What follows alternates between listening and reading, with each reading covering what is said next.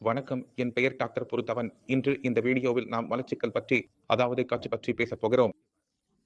இப்போது இந்த மலச்சிக்கல் என்பது சிறுநீரக செயலிழப்பு, கிட்னி ஃபெயிலியர் உடன் எந்த தொடர்பும் இல்லை. பல வருடங்களாக மக்கள் மலச்சிக்கலால் பாதிக்கப்பட்டிருக்கிறார்கள். அது தீரவில்லை. இப்போது மலச்சிக்கல் காரணமாக அவரின் முழு உடலிலும் உட்பட அவரின் சிறுநீரகத்திலும் பாதிப்பு ஏற்படுகிறது. ஏனெனில் உங்கள் வயிறு சுத்தமாக இருக்கும்போது கழிவுகள் வெளியேறுகின்றன. உங்கள் கழிவுகள் சரியான முறையில் வெளியேறவில்லை, வாயுவும் அமிலத்தன்மையும் உருவாகின்றன என்றால் எங்கோ உங்கள் உடலில் அந்த சக்தி இருக்காது. உங்களுக்கு அந்த அமிலத்தன்மை, வாயு தொடர்ந்து இருக்கிறது, நீங்கள் தொந்தரவு அடைகிறீர்கள், இரத்த அழுத்தம் அதிகரிக்கிறது, இரவில் தூங்க முடியவில்லை என்றால் உடலின் முழு நாள்பட்ட செயல்முறை கெட்டுப்போக ஆரம்பிக்கிறது.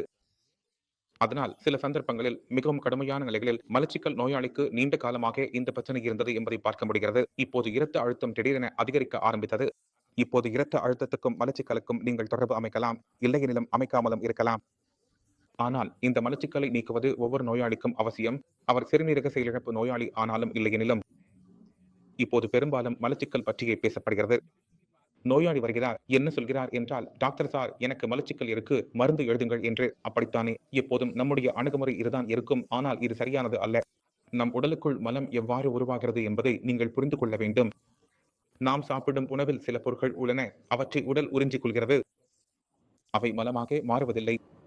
சரி, நீங்கள் பால் குடித்தால் அதிகமாக மலம் உருவாகாது, முட்டை சாப்பிட்டால் கூட அதிகமாக மலம் உருவாகாது. சில பொருட்கள் முழுவதுமாக மலமாக உருவாகும். உதாரணமாக, நான் ஒரு கேரட் சாப்பிட்டால் முழு கேரட்டும் கிட்டத்தட்ட வெளியே வரும். அதில் உள்ள சத்துக்கள் கொஞ்சம் மட்டுமே உடலில் உறிஞ்சப்படுகின்றன.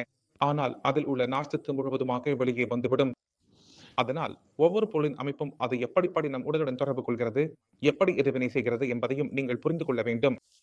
அப்படி என்றால் மலச்சிக்கல் உள்ள ஒரு நோயாளி அவன் தன் உணவு பழக்கங்களை கவனித்து பார்த்தால், நான் உங்களுக்கு ஒரு உதாரணம் சொல்கிறேன். அவன் ஒரு நாளில் என்ன சாப்பிடுகிறான்? காலை பாலை குடிப்பான், அதோடு பிரெட் சாப்பிடுவான். சரி, பிரெட் சாப்பிடவில்லை என்றால் சப்பாத்தி சாப்பிடுவான், வெறும் சப்பாத்தி சாப்பிடுவான். மதியிலும் அவன் பருப்பு சாதம் சாப்பிடுவான். இரவில் மீண்டும் அவன் சுரைக்காய், பீர்க்கங்காய், திண்டி மாதிரி காய்கறி, அதோட சப்பாத்தி சாப்பிடுவான். உங்கள் உணவு இதுதான் என்றால் உங்களுக்கு மலச்சிக்கல் கண்டிப்பாக வரும். ஏனெனில் இது சாதாரண உணவுதான்.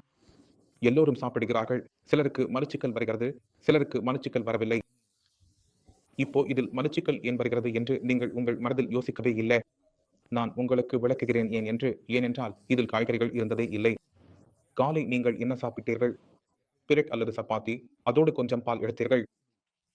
மதியிலோ நீங்கள் பருப்பு சாதம் சாப்பிட்டீர்கள். அந்த பருப்பிலும் எங்களுக்கு எந்த காய்கறியும் இல்லை, சாதத்திலும் எந்த வகை நாரும் இல்லை. அதற்கு பிறகு இரவில் மீண்டும் சப்பாத்தி சாப்பிட்டோம், அதோடு காய்கறி எடுத்தோம். எந்த காய்கறி சாப்பிட்டோம்? அந்த காய்கறி தான் சாப்பிட்டோம். அதில் இருக்கும் நார் மிகவும் குறைவாக இருக்கும், அது கரையக்கூடியதாக இருக்கும். அதனால் மலத்தின் தொகுதி உருவாக முடியவில்லை. அதனால் தான் நோயாளிக்கு கூடுதல் மலக்கட்டுப்பாடு, கான்ஸ்டிபேஷன் தொடர்ந்து கொண்டே இருக்கும். அப்போ நாம் என்ன செய்ய போகிறோம்? முதலில் நம்முடைய உணவை மாற்றப் போகிறோம். அதில் இருக்கும் கரையாத நார், இன்சொல்யூபிள் ஃபைபர் அளவை அதிகப்படுத்தப் போகிறோம். அது மல உருவாக உதவும். பரவாயில்லை, ஏனென்றால் அதிக மலம் உற்பத்தியாகவில்லை என்றால் அது கூட வெளியே வராது. ஏனென்றால் நீங்கள் சாப்பிடும் ரொட்டி மரத்திற்கு போதுமானது இல்லையா? வயிற்றுக்குள் அது சிறிதாகவே ஆகிவிடுகிறது. நீங்கள் ஒரு நாளில் 6 சப்பாத்தி, 8 சப்பாத்தி கூட சாப்பிட்டாலும் அது எவ்வளவுதான் உருவாகும்? சிறிது மட்டுமே மலமாகும். அது முழுவதும் வெளியே வராது. கொஞ்சம் உள்ளே இருந்தாலும் அது வாயுவை உருவாக்கிக் கொண்டே இருக்கும். அதனால் நீங்கள் நல்ல மல உருவாக்க வேண்டும். அதற்காக உங்கள் உணவு உள்வாங்கும் அளவு நல்லதாக இருக்க வேண்டும். அதனால் நீங்கள் காலை உணவில் உங்கள் காய்கறிகளுக்கு முக்கியத்துவம் கொடுக்க வேண்டும். காலை உணவில் காய்கறிகள் உங்களுடன் இருக்க வேண்டும். நீங்கள் பிரெட் சாப்பிடுகிறீர்கள், அவை தடை செய்யவில்லை. ஆனால் அதோடு பீன்ஸ், பட்டாணி, காரட் ஆகியவை இருக்க வேண்டும். இதையாவது உங்கள் பக்கத்தில் வைத்துக் கொள்ளுங்கள். இதைக் கொண்டு உங்கள் சாண்ட்விச்சை தயார் செய்யலாம். நீங்கள் விரும்பியதை செய்யலாம். அல்லது பரோட்டாவாக செய்து சாப்பிடலாம், ஸ்டிப்பிங் செய்து சாப்பிடலாம். நான் பெரும்பாலும் சிறுநீரக செயலிழப்பு நோயாளிகளுக்கு சொல்வது, நீங்கள் சாப்பிடுங்கள், ஸ்டிப் ரொட்டி சாப்பிடுங்கள் என்பதாகும். டாக்டர் சார், இதை நாங்கள் வறுக்கக்கூடாதா? முற்றிலும் வறுக்கக்கூடாது. ஒரு சிறுநீரக செயலிழப்பு நோயாளி ஸ்டிப் ரொட்டி அல்லது ஸ்டிப் பரோட்டா செய்வதற்கு அதை எந்த விதத்திலும் வறுக்கக்கூடாது. தவையில் எடுத்த பிறகு கொஞ்சம் நெய் அல்லது வெண்ணெய் சேர்க்க வேண்டும் என்றால் சேர்க்கலாம். ஆனால் நீங்கள் கண்டிப்பாக சாப்பிட வேண்டும். நீங்கள் இதை தவறவிடக்கூடாது. ஏனெனில் உங்கள் உடலில் பலவீனம் ஆரம்பித்து விட்டால் இந்த சிறுநீரகம் போய்விட்டது. ஏற்கனவே அது பாதிக்கப்பட்டு வருகிறது. உடலும் பாதிக்கப்பட ஆரம்பித்துவிடும். நீங்கள் எடை குறைப்பு ஆரம்பித்து விட்டால் அதன் பிறகு டியாலிசிஸ் செய்யும் வாய்ப்பும் முடங்கிவிடும். டிரான்ஸ்பிளான்ட் செய்யும் வாய்ப்பும் முடங்கிவிடும். அதனால் சிறுநீரகத்தை காப்பாற்றும் முயற்சியில் உங்கள் உடலின் சக்தி மற்றும் ஆரோக்கியத்தை எப்போதும் தியாகம் செய்யக்கூடாது. நீங்கள் உங்கள் உடலுக்கு சக்தி அளிக்கும் போது உங்கள் சிறுநீரகத்துக்கும் சக்தி கிடைக்கும். சிறுநீரகம் நன்றாக செயல்படும். சிறுநீரகம் நன்றாக செயல்பட்டால் சிறுநீரகம் யூரியாவை வெளியேற்றும். இரு வழிகளும் இருக்கின்றன அல்லவா? அதனால் நீங்கள் நல்ல முறையில் நடந்து கொள்ளுங்கள். கெட்ட முறையில் நடந்து கொண்டு நீண்ட காலத்தில் உங்களுக்கு பாதிப்பு ஏற்படும் இடத்தில் இருக்க வேண்டாம். நீங்கள் சாப்பிடும் அந்த பரோட்டா, அதாவது சுடிசன் பரோட்டா உண்மையில் பரோட்டா அல்ல, அது ஸ்டெப்ரோட்டி தான். அதை சிலர் தந்தூரி பரோட்டா என்று சொல்கிறார்கள். பஞ்சாபி மக்கள் அதை பரோட்டா என்று அழைக்கிறார்கள். அதற்கு மேல் சிறிது அளவு நெய் அல்லது வெண்ணெய் வைத்து சாப்பிடலாம். மற்றும் எவ்வளவு சாப்பிடலாம் என்றால் உங்கள் மனம் விரும்பும் அளவு சாப்பிடலாம்.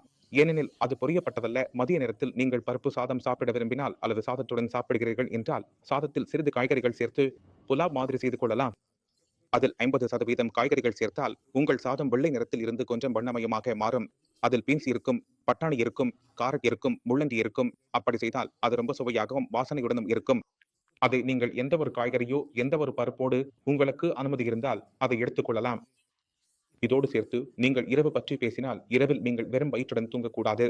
சில நோயாளிகளில் நாம் என்ன பார்க்கிறோம் என்றால் அவர்கள் நாளில் 2 முறை மட்டுமே சாப்பிடுகிறார்கள். அதனால்தான் அவர்களுக்கு அடிக்கடி மலச்சிக்கல் ஏற்படுகிறது.